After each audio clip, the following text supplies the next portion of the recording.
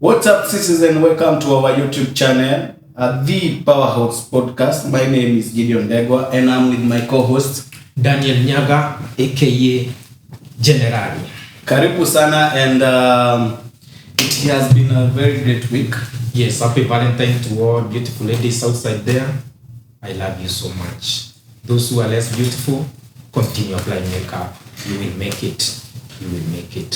I think you're marginalizing. No. I'm encouraging them to use more beautifying products. Anyway, let's jump in. In this today's episode, we want to do something that's a little bit different.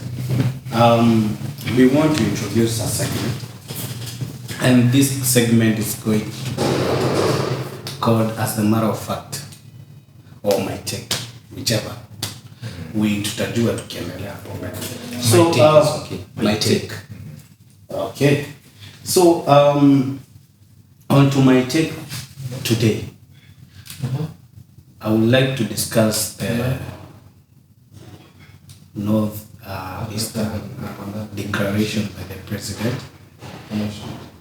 It is paramount to understand that every Kenyan has a right to acquire an ID, and every Kenyan has a right to security.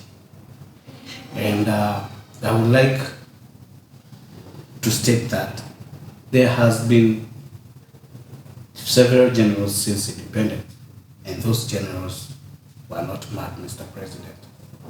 Those generals had the opportunity to advise all the state officers, all the presidents that have been there before you. They knew that the people of Northeastern do exist. They existed long before you became president. If I can mention just quite a few, we had General Robert Bernard, who served us since 1966 to 1969. We had Joseph Musindolo, who served us since 1969 to 1971. We had General Jackson Kimei, who served us since 1971 to 1986. We had Mohammed Haji Barrow Mohammed, who served us since 1986 to 1996 for 10 good years. We had General Daudi Jote, who served us since 1996 to 2000.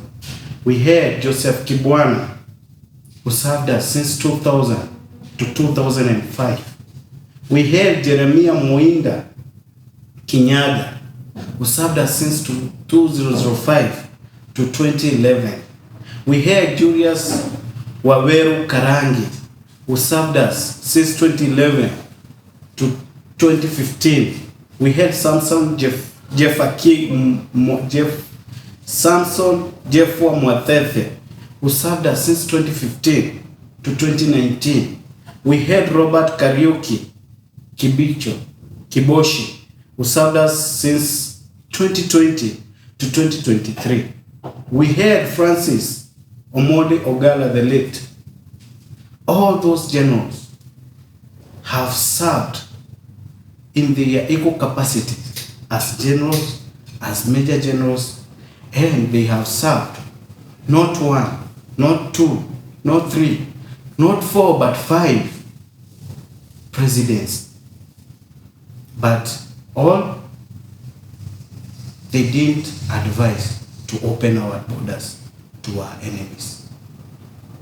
They all had that opportunity to do so, but they didn't, because Kenya is much greater than an individual. Kenya is much greater than the votes.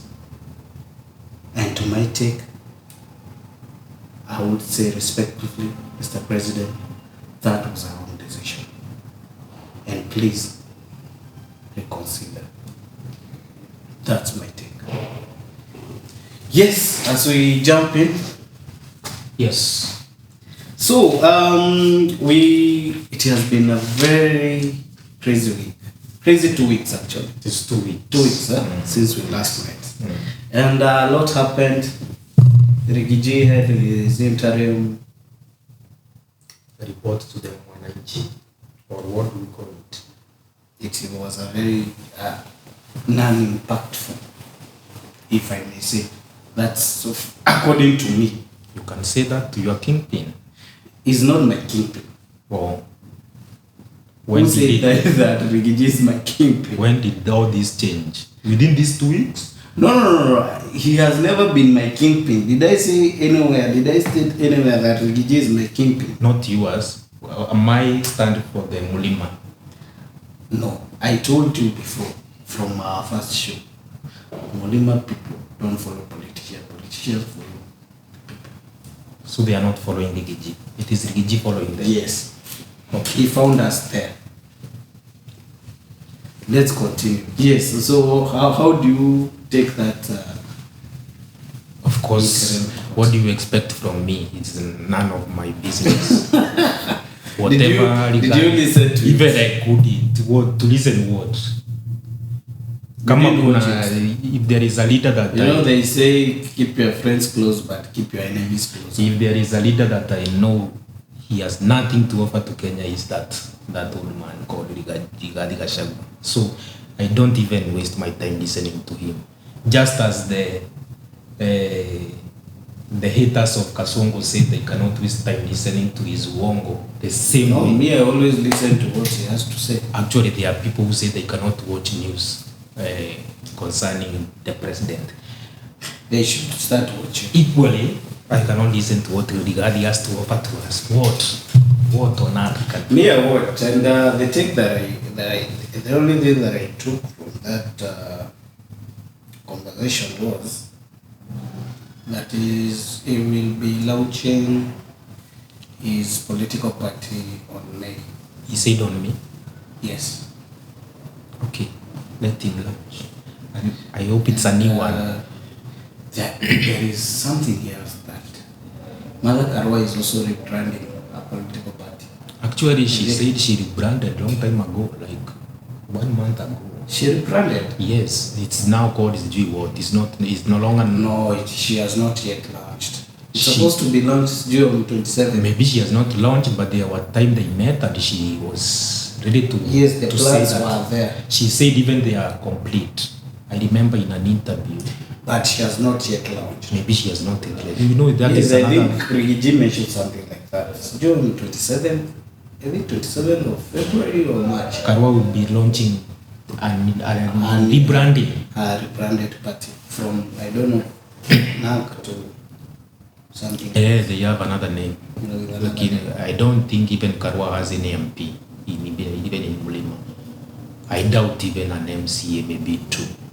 Although she normally boosts up saying they have G7 or MCAs. Yeah, but I've never heard. I don't think there is anyone bold enough to say I'm an elected leader from NAC Kenya. so even the members are scared of pronouncing themselves. Yes. So I don't know what she's rebranding really.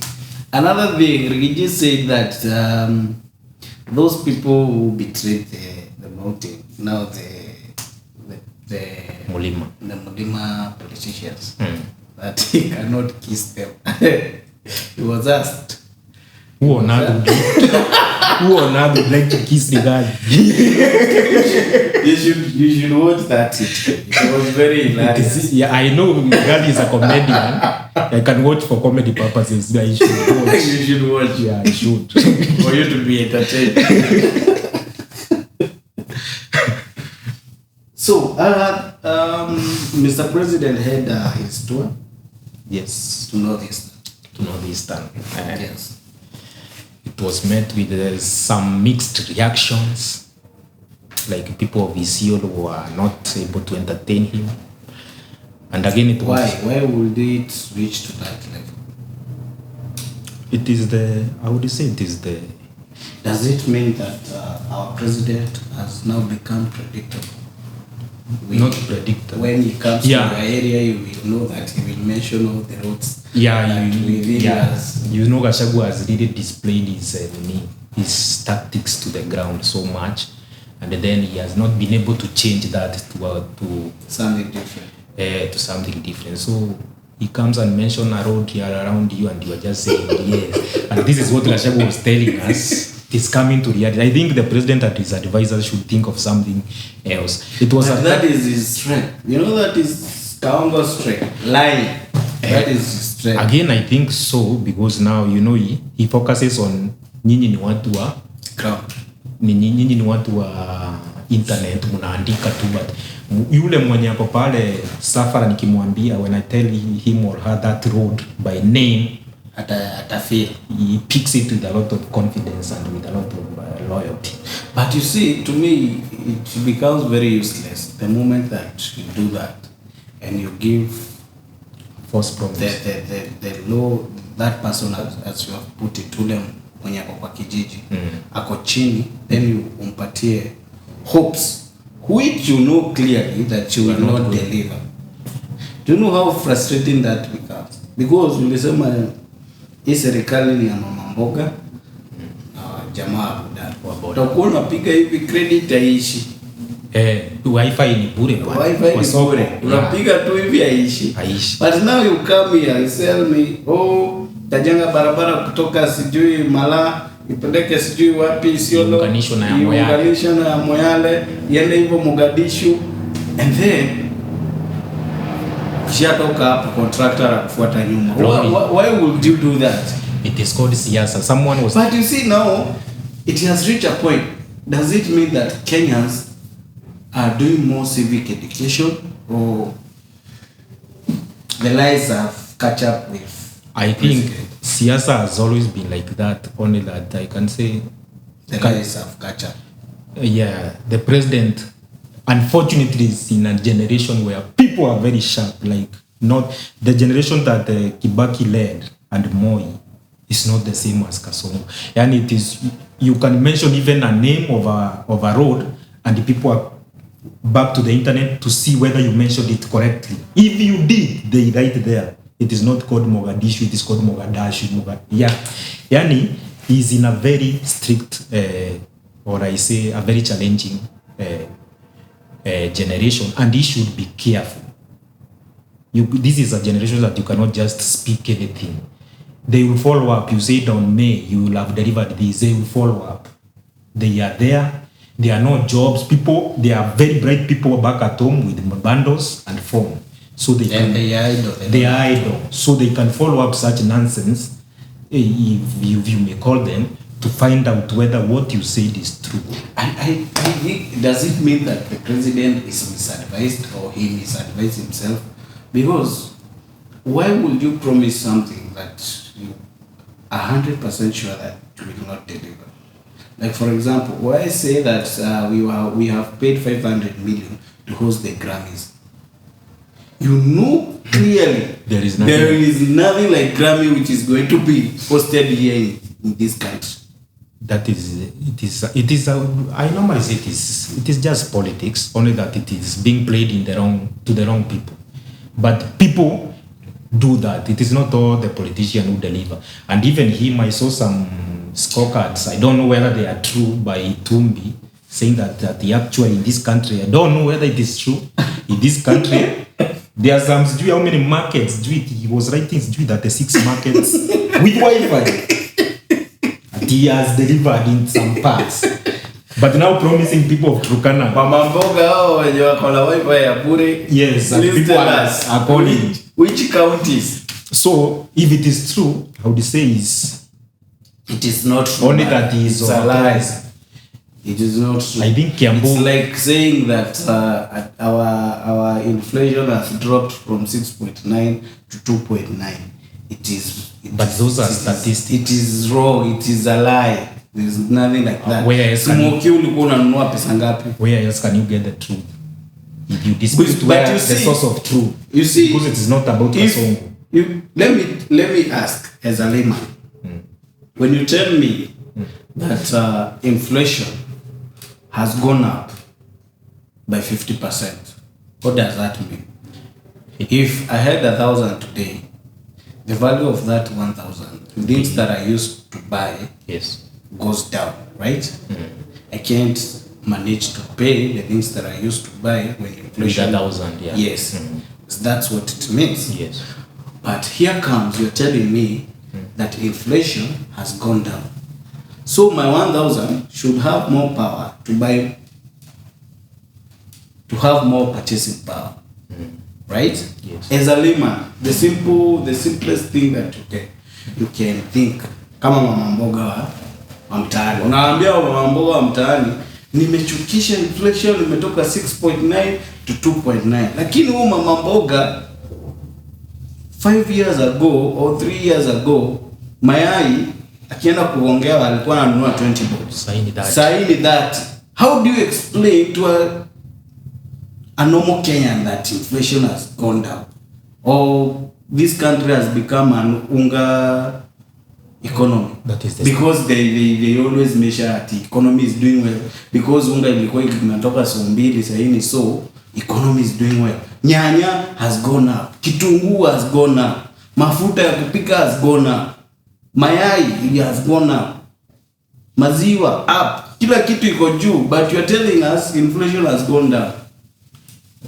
Okay, Which economy? For me, you see, they focus on unga because unga is the staple food of Africa at large.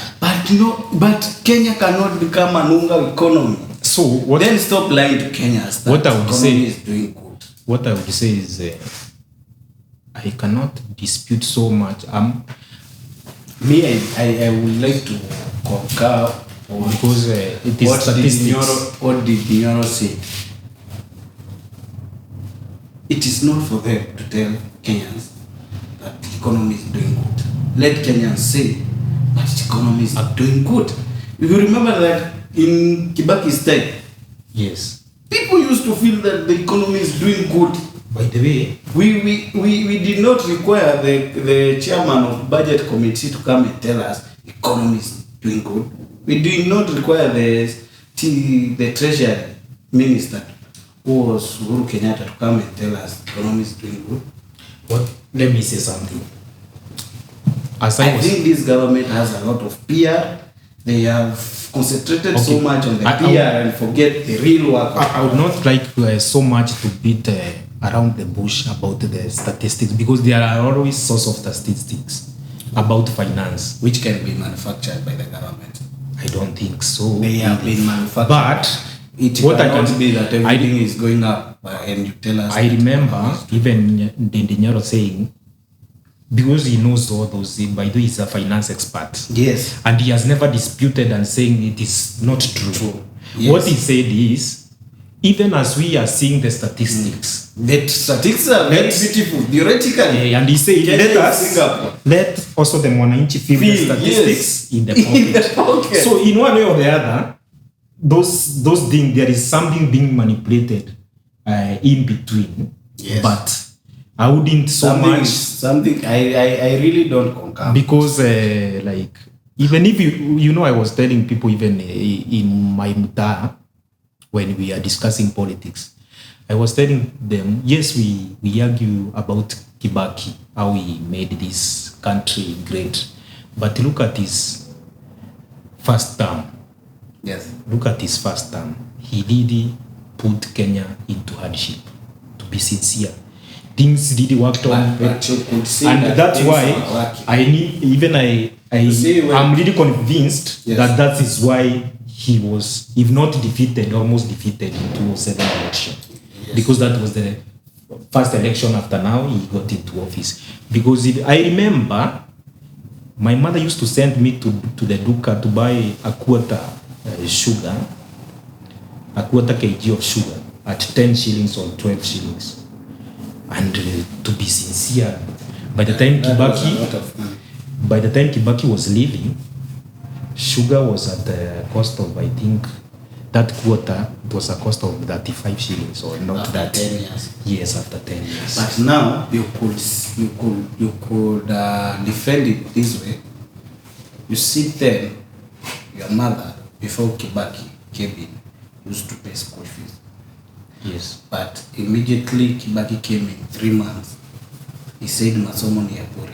Yes. And to be honest, we personally, our generation are the first generation to enjoy free education ya Kibaki. Yes, I remember I was You in see, class. so ile pesa mamangu alikuwa anatumia kulipia school fees, to me, she could afford to buy that sugar. So in short, Kibaki used that to tax. Like it is like But- an indirect taxation. And that's why, you see, people could not complain much. But now here is the situation. You are paying the school fees, and the commodities that you are buying are still expensive. Before it would make sense, it really took a lot of time. Before that, education could really make sense as free. I remember even those days they were asking, is it really free? So, It okay, was my free. point is, You see, for the first time, I think for the first time, the year 2007, 2007, we were the first candidate to KCSE ya masomo ya bure ya Kibaki. Kibaki came in 2002. 2002, Yes, the first slot were 2003.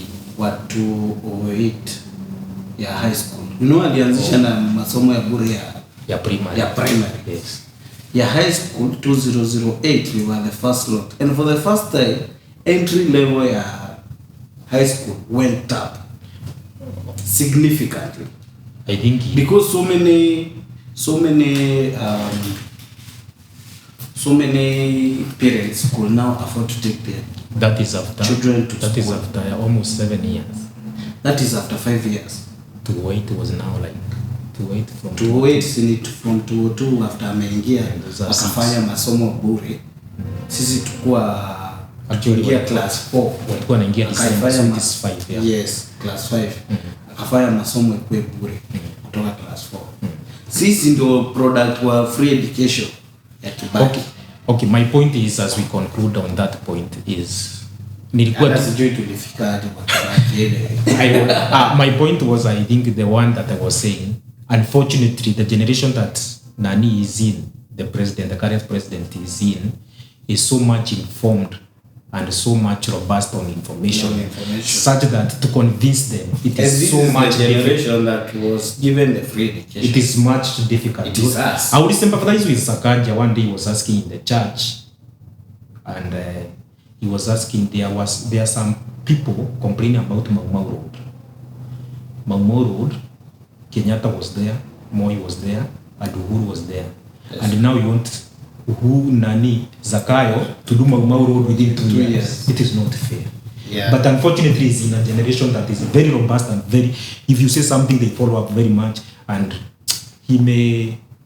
I know he is having a hard time. I think he should Because change you see his that tactics. even Dede Nyoro has one time agreed that in the second term of Kibaki, that is even when Akina Equity started coming up. That is when Dede Nyoro was now deeply in the government, and he was trying to explain, like, the first 5 years of a president ni kuweka mikakati, then you start reaping good fruits in the second term. Because hapa ni ngumu, you are trying to change everything that unaona inafinya na inaweza leta kitu. But unfortunately, the generation that we are, it is the same that we have always been accused for, that we want to get rich within no time. The same way, we want to see things fast.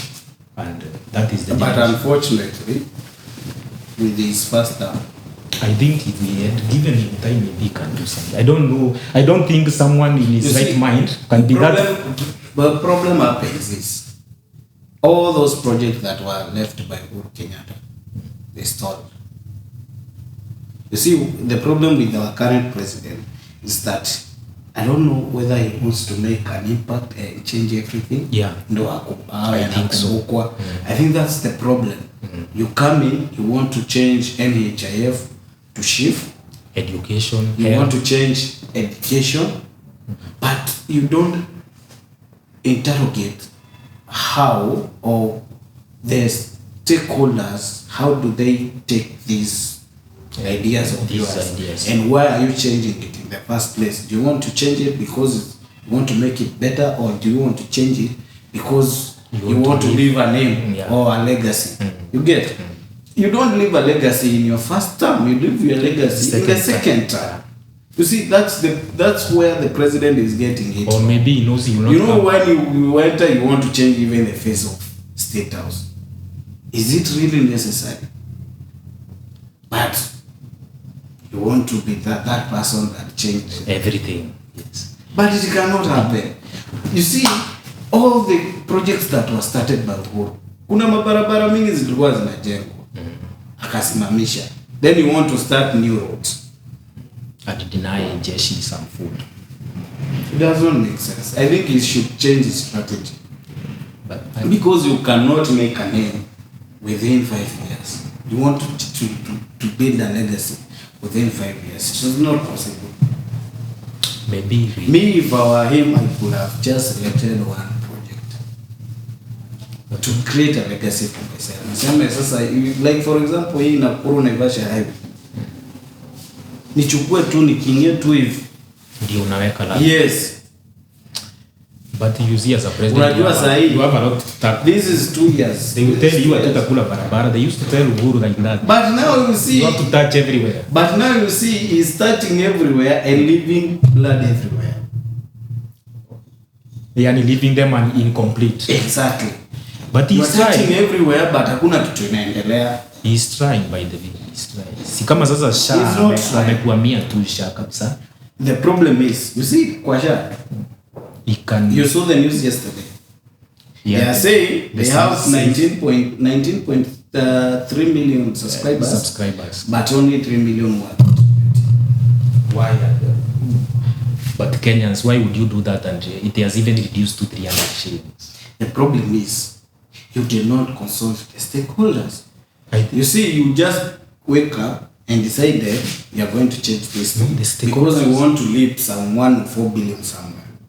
But you see, the genuine feeling of you changing the lives of people is not there. Is it the stakeholder or the beneficiary? Because to me, I think the stakeholders are also the beneficiary.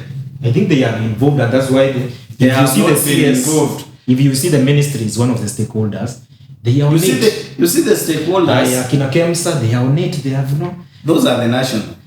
But you're forgetting that the national hospitals cannot be able to handle the 52 million population.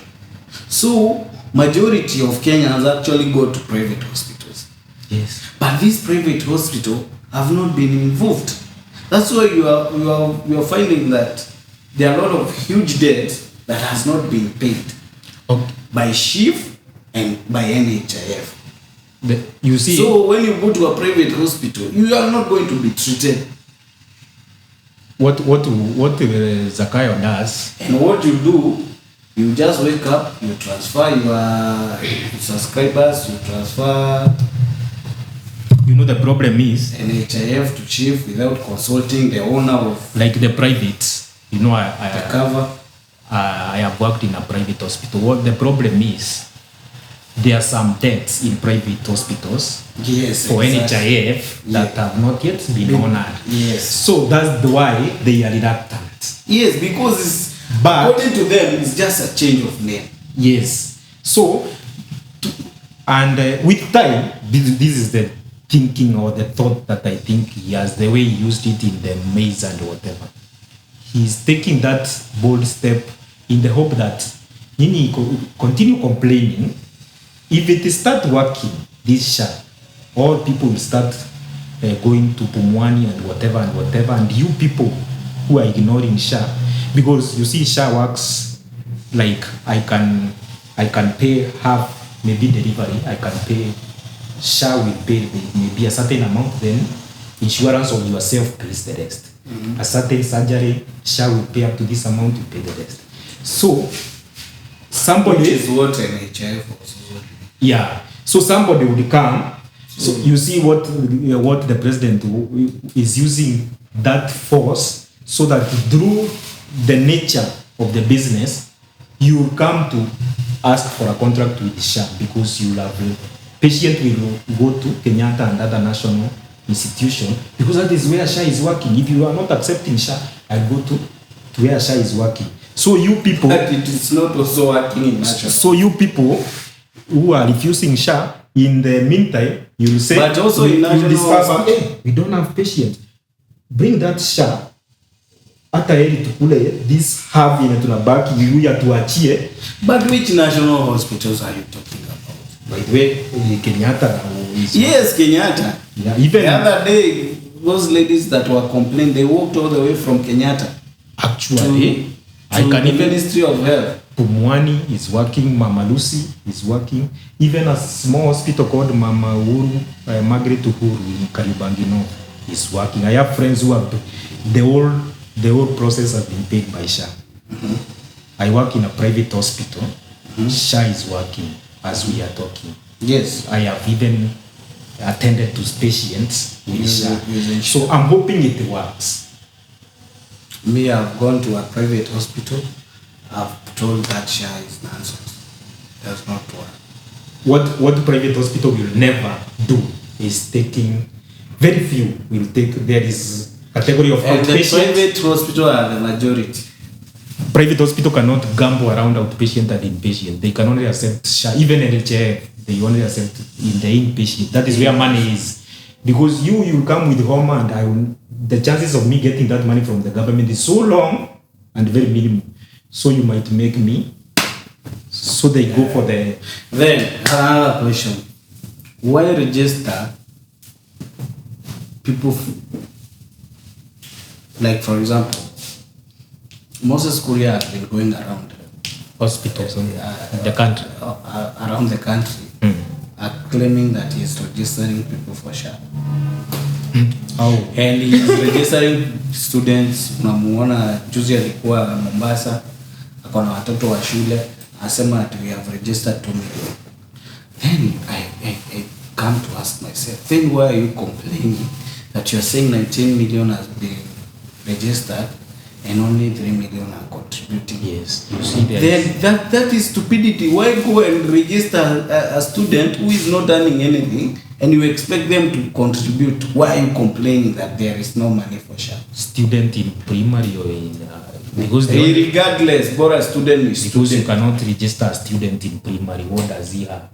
Exactly, that's my point. It is not even possible, leave alone even being at register. It is possible. Ujaona Moses Kuria huko kwa mashule? You can only add a child under 18. You can only add him or her.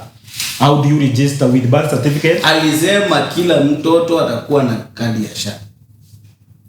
Then through the benefit, through the principle is must be. I don't think even It does not make any sense. maybe it's just beating around. I think these people, they just want to boost around that we have registered 20 million. Is the 20 million children part of the 20 million? Because that is I've never seen anyway. You have never seen. Just go to his social media. Not even about him. It is not possible for an insurance to register minors on their own. You can only register the principal, the father or mother, then you add children. But unajua kwa hiyo children kuna limit. Yeah, nasikia sijui ni ngapi, ni 4 ama ni sijui. Yes, kuna limit. So what if? The good thing I like And about, you see Kenya, by the way, generally we are what do you call it? polygamous. Yes, we are polygamous. And talking of polygamous, one thing I like about SHA so far, and this is on a Valentine, you can add your wife, and there is an option of removing. So your wife is now in SHA. Then you impregnate the side chick. You just add you remove your wife for a while. Add the side chick, then she will deliver for free, paid by SHA. Then before things get worse, This government- return your wife. This government is full of jokes. You can even add children, but it is very helpful. You can add children. So where were we? We were before we went to SHA. Where were we? We were talking about This time. how did Northeastern find us in SHA? No, this topic now should that topic should now be over. How comes? We were Northeastern, but anyway. Let's jump in. We'll continue. There was a case of a lady called Mura. She attended a church service. Ile ya Pastor James Maina. Yeah, apostle. And then akasema hana rent. Then Pastor Nana akamwambia hiyo si maneno ya kuletea. If you want rent, go to government. Hapa tukujangi usaidizi, tunakuja maombi. Wow. Apparently Kenya saw that and they came in, wakachangia Mura, and Mura got a house here, affordable housing. Which is a good thing. That is a good thing. If my question is affordable housing really affordable? I once heard that when you register you ask... Sio madam alichangiwa.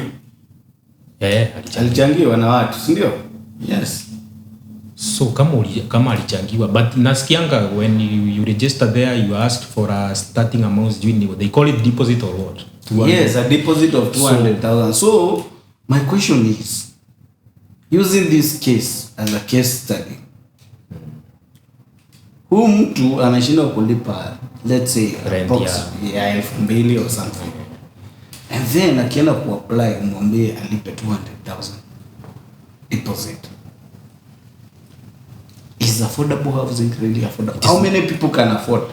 It is not affordable. But now, then scrap that nonsense of affordable housing. Because it should be... Let it be the business of private sector to build houses. Actually, I saw Governor Mutahi saying that it should be taken to the county. It is like devolving corruption now. He wanted to be devolved to them so that they can eat well. They can eat well. You diversify corruption. Of which, if its intention is good, it is actually should be taken to Akina Mutahi. It is them who knows where the free land is. Yeah. Yes, exactly. But unfortunately, it is not a good idea. It is full of some corruption. So that girl now anaishi kwa nyumba ya gava. Yes. And why is it that the rest of us are being told to come up with a 200,000 deposit, yet it's not assured like Mura? Then we should immediately give. If we have to give. I think all of us should go to Pastor Nganga's church before you pay for rent. Then Pastor Nganga insult us. And then if you have that money, hata usigoje mchango, go with it. Then you get don't waste your 200,000 shillings. For risky. No. If today, let's say for example, how many people can afford that deposit of 200,000? How many? Hakuna. So these houses that are being built, na unajua hiyo 200,000 ile iko chini. Hiyo ni ile iko chini. One bedroom. One bedroom. Now, how many people will afford this 200,000? So this is what will happen. Unakuja unakata, mtu analipa 50,000 salo. Unakuja unamkata housing levy. Sawa, every month.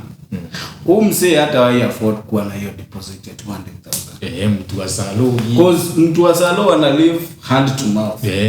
Ile siku tu ataambiwa enda nyumbani is done. Atabaki done completely. Now, the people who are going to buy these houses are the people in private sector. Yeah, the business. The business people, when hata most of them they don't even contribute to that housing. They don't contribute to it.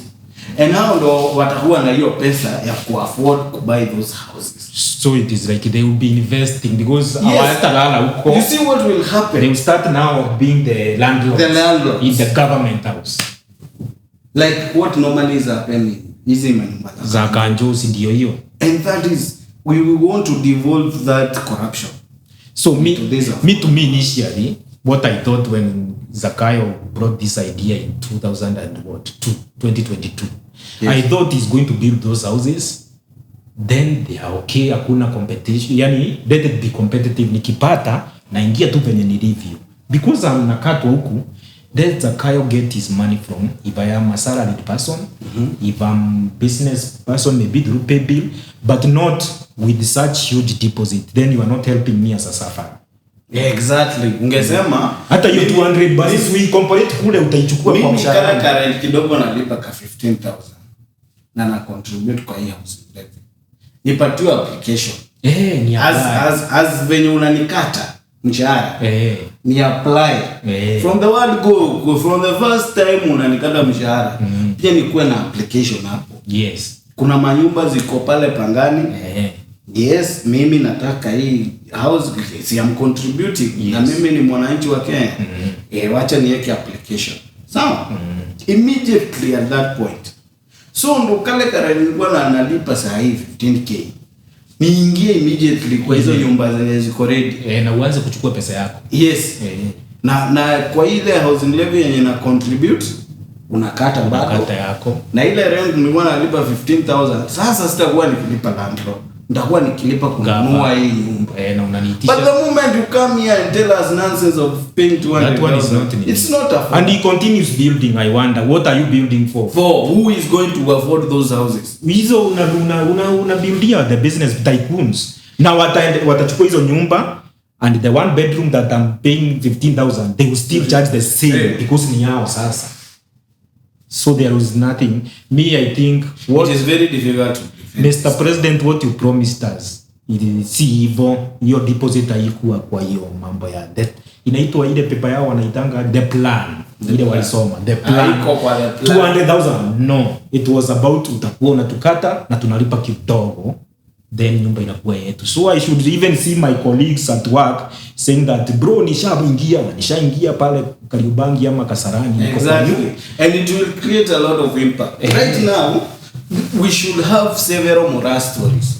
Yes. You see, Mura managed to afford that affordable housing because citizens came in. Yeah, it is because of the heat of the citizens. Yes. That's why she was able to afford. You see, so Uhuru, what does not make sense to me is Uhuru managed to build those affordable housing pale Pangani. Na hakukata mtu housing. Hakukata. But the problem is, who are those people who owns those houses? Tycoons. In Pangani. Karibu kila mtu hapo ana trade. Hapo kuna mama mboga kweli. Hizi za Mukuru we are watching closely. How many Muras will you be not there? Find Mura there. If that is the process, you see that if that there will be no Muras there. There will be no Anjiku there. If you want to stop lying to people. So you use mtu maskini mwenye unamkata 50,000 per month. You use his small coin to build houses in Kakamega or somewhere else or in Ruiru. Na yeye hata waishi Ruiru. So hapo that was not a good idea. Initially Kenya wananchi wali understand CEO. But you know, even planning for housing, it must be very well thought of. Cause you could build houses in Kirinyaga na watu wataishi huko. Zitakaa tu hivyo. The assumption is there are people working in Kirinyaga. Yes. Who are like me, you see kwetu ni Embu. But if I get a government house in a free and transparent way, in Nairobi ni ngumu kulipa rent ya 30,000. Yes. So that's why I'm saying it should. Meanwhile, as I work in Nairobi, if I can work in Nairobi and pay 5,000, do you know there are affordable housings in is it Machakos? I saw it in Vampire Diaries. Yeah, the even in Machakos. They are built complete. Nobody stays there. If the cost of entering there is 200,000, who will leave alone that? Hata hiyo haikuwa hata hiyo hizo zilijengwa kitambo. Even before this affordable house. I saw it in Morara's Vampire Diaries. And they really affordable. They are completely built. Ziko tu hapo, manyasi zishaanza kumea. Affordable house. I saw something like that. Was it haikuwa ofisi asijui shule? No, kuna affordable housing. I saw that diary, so it was about a nini Wavinya built sijui ya hospital sijui level 5. No, there haina is. watu sijui. I'm not sure whether it's Machakos, but there is a vampire diary of affordable housing. Yenye Leave watu alone that. hawaingii. Hawaingii, nyumba zimejengwa but hakuna watu. So sasa hizo nyumba zilijengwa zikakaa. You see, nyumba zikuwa abandoned. Yes, What happens? Zinaanza watu wanakuja wanaiba milango you see, it becomes very useless project, and you used a lot of money because you did not plan well. Even to me, when I started seeing Mr. President going to Kakamega, sijui Kisii, I was asking myself, why Kisii? I think he should have concentrated with the cities. That is where people are, yes, if are populated and are there to look for. Ndio hao watu wa kazi wenye unakata mshahara wako huko. They are in Kisumu, they are in Nakuru, they are in Mombasa and Nairobi. Build as many affordable housing in Nairobi and those cities as possible. Yes. Then make them transparent. Tunakubali maisha ya kulipa rent Nairobi ni ngumu. Make it transparent. Hii mambo ya kunitisha 200k na nalemewa na 10,000. 10,000. That's not making sense. Anyway, as we continue, there is a discussion that we had last time, which caught up my mind. The allocation of funds. County allocation. Yes, county allocation of funds.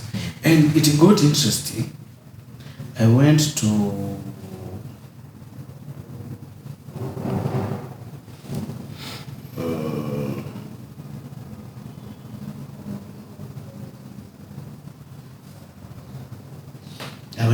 a website ya Gava Treasury, and there was a document here, a county allocation signed by John Bandi, CPA. John Bandi, and something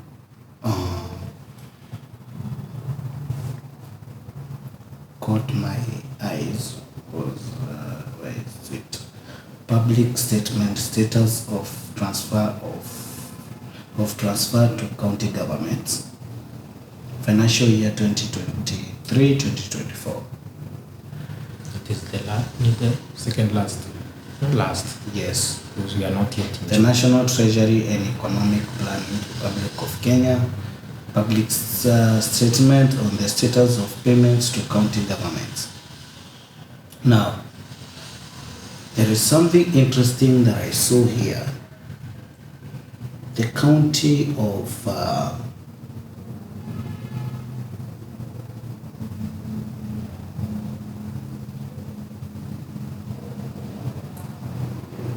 Turkana, since devolution, Turkana has received over 123 billion since devolution. 123 billion. 123 billion. Actually, it's 123.1 billion for the last 12 years. Yes. And it caught my attention that it's only actually Nairobi County which has received more funds Than Turkana. But if you look at the state of Turkana, you can't say that they have more stuff. Like you say that they are spending so much on recurrent expenditure. The problem with those, first of all, is that the way I was telling you of the camera, we have to agree where devolution found Turkana is not where devolution found Kiambu and Nyeri. But that is Turkana is still there where devolutions got there. So the problem here, another problem, and this is that is how they find themselves with so much money. You have so much money that you don't know where to spend the money to. There is a very good argument that comes along that we would have that Turkana has more money than Nyeri or than Murang'a. Which is true. Murang'a has received 70 billion actually. You see what they argue? It's actually almost half. They argue like this. If you put a tarmac in Murang'a, a tarmac of let's say 100 kilometers. Yes. Tena mbali. 100 kilometers, it will cost a little amount of money compared. Then we say whatever it costs, it will serve a very good purpose. 100 kilometers stretch in Murang'a County, it will touch very many families. Give the governor, it is not even the work of the governor to say it's the work of the national. Allocate the same funds to Turkana. Actually, let's say even the cost of that tarmac is the same even in Turkana, which cannot be. But it cannot be the same. Let's say it is even the same. The way Dende has put his road in Murang'a, Kiharu, the same, Tuseme is the same price there. But then 100 kilometers in Marsabit, you will only have served like 20 families. Or 50. But is that an excuse of not building? So an excuse. That's why you normally find them having so much money, because for them to put a reasonable tarmac that will make sense, it is stretches with a lot of kilometers. So they need more money because the cost of putting a tarmac there is high. That is one reason you find them with a lot of money, because they are scarcely populated, and you will hear them arguing, the senator arguing in the Senate. When we say 1 man, 1 vote, 1 shilling, they will say 1 kilometer, 1 vote, 1 shilling. That is how they find themselves with a lot of money. But I would say, what what does not make sense to me is why are we giving? Okay, it's okay to give them huge allocation, yes, because of the geographical position of that area, and and I also agree with you, where Murang'a is and where they are, it's completely different. But now you cannot continue saying that 15 years down the line, and then for the next 50 years you have done nothing. You have received more money. You know, cumulatively that will become a lot of money. Cumulatively. Yeah, like and 123. You cannot argue that way and say, because geographically we have huge pieces of land, so I will not build a road. I will not construct a road. I will not give. What bothers my mind is when I see such huge amount of allocation, and the people of Turkana cannot even get the basic, like water. What I would, actually just take that money, invest in uchimba boreholes. Yeah, hiyo ndio hata mimi nasemanga. Chimba tu borehole basi. What the governors in those build schools are not doing is that they should first concentrate on the basics, leave alone the roads and whatever. Yes. Kwanza situfanye this county watu wakunywe maji. Bas. Even if borehole moja inaserve watu 5, let us build so many boreholes. Watu wakuwe wana shida ya maji. Kila wote weka borehole 5 because the area is huge. Yeah. Because I don't get it. I think that is the plan that they don't have. What I don't get it is person like I was telling you off camera. Eldas, the member of parliament, he has served for 25 years as a member of parliament. A very respected member in the parliament. Yes, very respected. But he has been receiving NGCDF for quite some time. Hizo pesa ukaunganisha, it's a lot of money. A lot of money. Hiyo pesa ni kitu unaweza kuwa umechimba borehole kwa kila ward. Hata kama ni they are pastoralists, they are called pastoralists. Hata kama ni pastoralist. Even if natoka hapa niende kuishi Githurai, nitaenda nipate maji Githurai. I will not have to struggle. Nikitoka hapa niamue nao kumekauka sana, wacha niende niishi Ngong, for example, ndapata maji. You get? And that will actually reduce historia watu kuhama. Because why do they should ask themselves, kwa nini hawa watu wanahama? It's because of the basic essentials like water and pasture for the animals. So if unaweza provide water, you introduce them to irrigation. wapate wanapanda manyasi na mahindi, you know, hizo mahindi hizo ng'ombe zao zitakuwa zinakula. That's how you change your society. But now you cannot continue complaining a decade after our devolution. You're still complaining that we are marginalized, and as you complain that you are marginalized, you are the person who is receiving the huge cake of the share. And there is a Garana Kulalu somewhere. Is it in Garissa? Yeah, a Galana Kulalu. I don't know whether it's in Garissa or it's where is it, but it's somewhere there. Yeah. And there was an irrigation scheme that was coming up to change the lives of those people. But now, and we have leadership is imagine in such a county we have cartels who are not allowing that thing to success, and even now I don't think it is still successful. And there are cartels in a very poor county. There are cartels who do not want that. And that's why you find stupidity. Like somebody builds a classroom for your people and you come and demolish. I think that is where the problem. These people, it's they have taken what I can. Do you think MP wa Edas anaishi Turkana? Wewe wanaishi mahali kuzuri. Wanaishi Kiambu kwa Wakikuyu. Hata huko kwao mahali amejenga hata Duale Mwayo na Humia Duale. The compound is green. You wonder which Garissa is this. That means maybe hata ndani. So I think venye hao watu wamefanya, and no wonder they don't allow their people to get educated so that they are enlightened is because they want to take that advantage as sisi watu wanajiwanga we are poor, we are marginalized. So they are able to squander that amount very well because hata nisipojenga shule watu wanajua sisi tunapanga wabaya, hatunanga do. But in the actual sense ndo wanapatiwa ile domo. And they are make sure hiyo inachukuliwa mpaka na wananchi yenyewe sisi ni maskini. So they don't even give them education. No education, no water. Yeah, so that no, you remain useless. Nothing. You cannot raise elbows to bring any complaint to the county.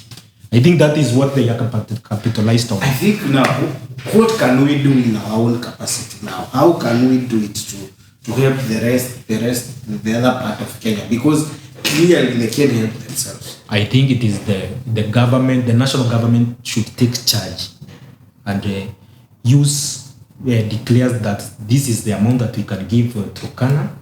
The rest goes to the rest, it will be managed by national government, and we do what should be done in Turkana. If it is a borehole, then give it to the national government. Wewe tengeneza hospitali hapo kidogo kidogo sisi. Of which atengenezi hakuna hospitali, hakuna. Yeah, because they want even people to die. Yani you just be poor forever. No health, no education.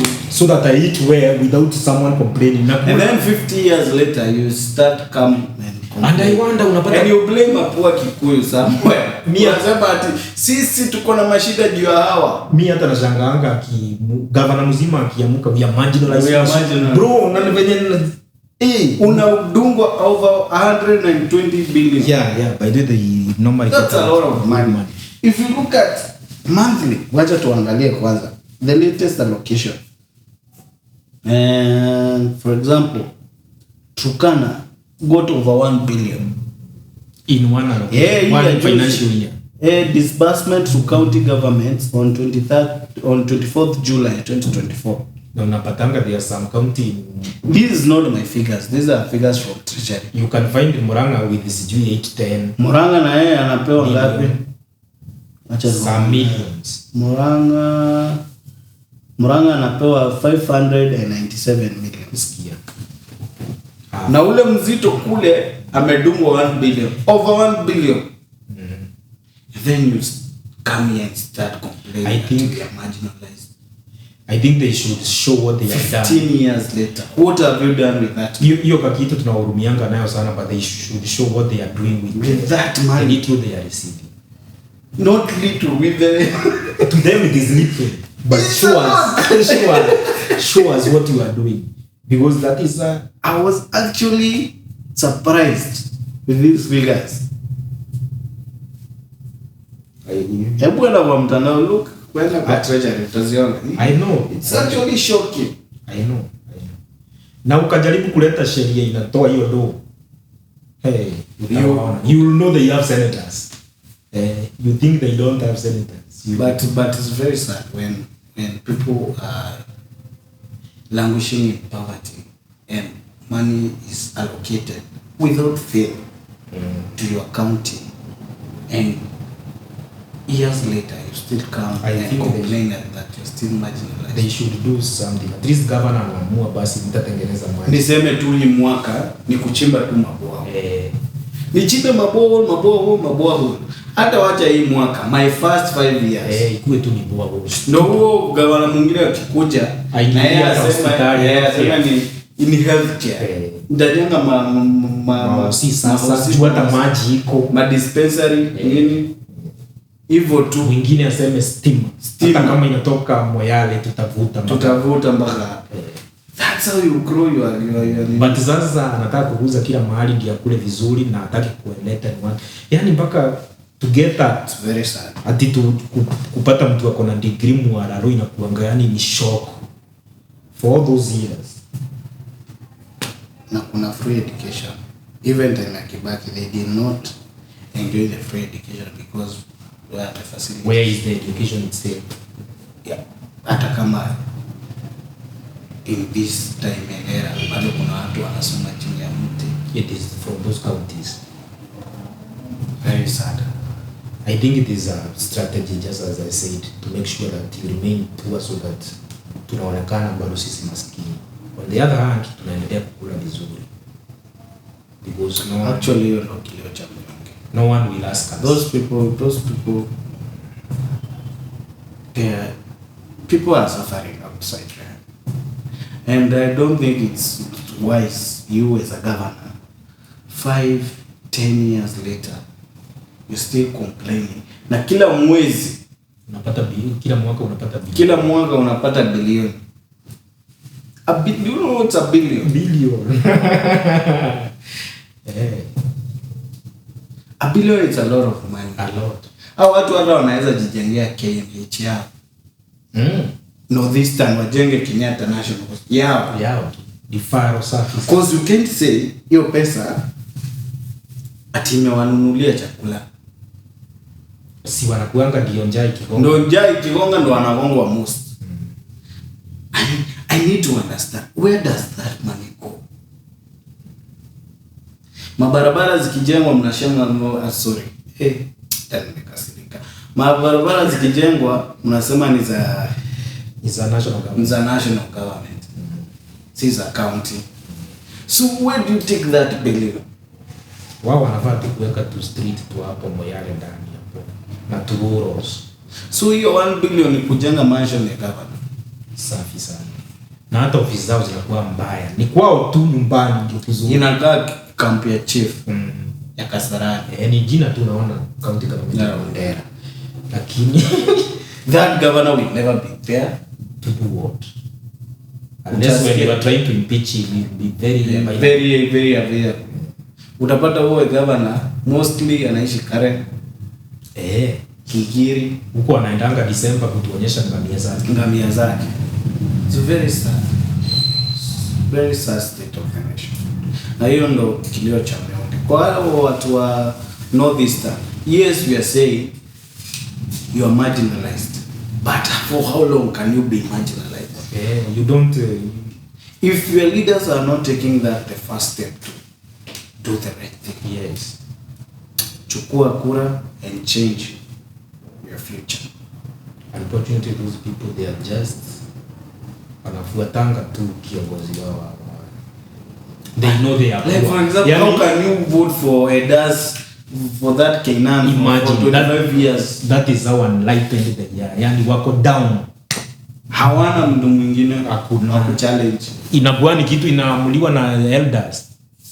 They don't even do election as real election. Zinakuwa si ndio, si ni clan, sina wati clan fulani na fulani ndizo moto kwa hii Mandera County na zishaamua ni Nyaga.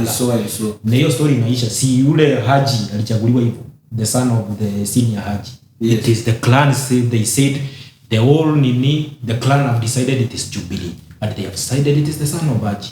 The next who tried to buy would not even get 500 votes. Because all the clan against they are minimum 1,000 votes. Yes. So you can imagine they don't even naturally vote. It is already decided. And now you go and tell your wife and children to listen and No one goes and they against follow that. very proudly. They can't even complain. No one can go against that. Yes, and that's why they made the same. Very sad. So, for our viewers, go subscribe and share. Share widely. Yes. Tell a friend, tell a Mnyonge. friend. Ndio hiyo. Watu wa North Eastern, we feel you. Na hiyo story ya kuletewa Al-Shabaab, resist.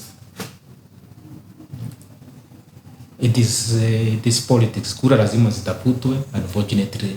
But this that's is the wrong way. this is the worst. Form of kutafuta kura. But sasa So you agree, that is the plot. of course that is the plot. Why would you allow for all those years people have been blocked to apply IDs just like that? Then you say there is no scrutiny. It's because you want people from Somali to come and register as citizens of Kenya. Because there is no way you can differentiate between a Somali Kenyan and a Somali Somalian. Yes. Now an Al-Shabaab will be even having an ID and is doing a lot of investigation. Na access everywhere in this Everywhere na anaset bomb zake vizuri. Wewe kijana unatoka wapi? ID iko safi. No way. Siku ya kulipua ikifika kanalipuka safi vizuri, no suspect. There is a very huge problem because now jina ya Kenya yenyewe itaharibika. You see, that's what happened with the section that happened, was it in 2007 to 8 by the UK. And that's why they tightened. That's why Kibaki decided to go to Somalia. And actually, at some point, he did that border closure in Somalia and Kenya. At some point, because the Al-Shabaab were coming from Somalia, they get into Kenya, they fly out from Kenya to other countries and do terrorism activities With identification of a Kenyan. So the Western country had to do sanctions to Kenya. You may think that the president does not know that, but he's doing it and risking it all because of himself. So that is the person that should never be the president of any country. He should not. But anyway, akiregister Al-Shabaab huko, sisi tutakuwa tunaregister Gen Z. Gen Z naye mahali huko, hata kama uko 16 years, endo chukue kura. Sorry to say. wale watachukua Whatever it takes. Wale watachukua hata kuwa na 13 years. Wewe kama uko endo uchukue, as long as you are breathing. You are alive and kicking. You are alive and kicking. Do something. Do something. Chukua kura. Especially those from northeastern ones, maskini mtaishi kuitwa maskini tu. Do something, change those governance. 1 billion 1 year and you are still 123 hours short. Anyway, tumalize bana. Hey. Truck to the plane, to the truck to the hotel lobby. Me, I go through underground garages, presidential suite on deposit, elevator up to the room, shower up and then we hit the club. Touchdown, gotta see what's up. Area code in my phone. What numbers do I still have? Who do I know from the past?